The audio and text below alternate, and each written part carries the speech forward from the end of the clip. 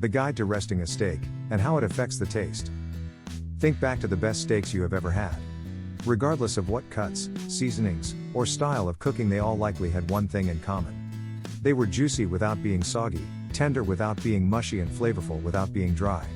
This is accomplished by allowing your steak to rest after cooking, instead of digging in as soon as it is off the grill or out of the oven. So let's look into the topic of resting a steak. Why rest a steak? Resting a steak is an important step in the cooking process. This step allows the juices that have been drawn to the surface of the meat to be reabsorbed. The protein fibers will also relax, making them more tender and easier to cut. How to finish a steak in the oven.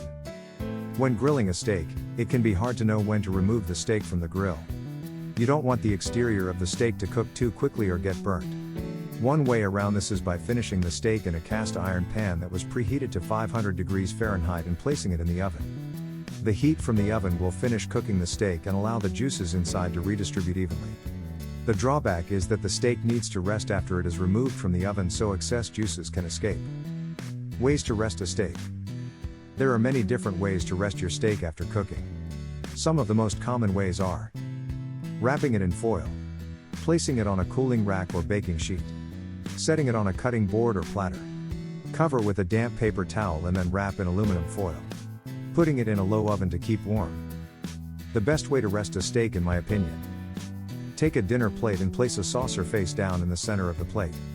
Next, place the hot steak on top of the saucer. This will allow any juices escaping from the steak to pool on the plate while the inverted saucer keeps the steak from getting soggy. Tent foil over the plate, folding it under the edges of the plate to keep the heat in but ensuring the foil does not touch the steak. This also helps keep the steak from drying out while still allowing the excess moisture to escape. If you happen to own a cloche, one of those metal domes that cover a plate, keeping it warm until the meal is served, then go ahead and use that instead of foil.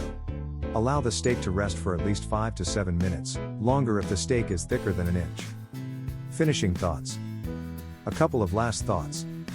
If you are resting your steak, it is okay to stop cooking a bit early by a few degrees, as there will be some carryover cooking as it rests covered up.